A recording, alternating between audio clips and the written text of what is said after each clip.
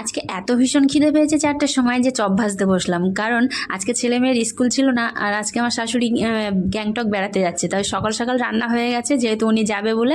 ভেন্ডি সর্ষে পোস্ত দিয়ে করেছি, পনিরের তরকারি পটল আলু দিয়ে করেছি, বরবটি আলু ভাজা করেছি, আর সঙ্গে স্যালাড লেবু ছিল। তো 11:30টার সময় শ্বশুর শাশুড়িকে খেতে দিয়েছি।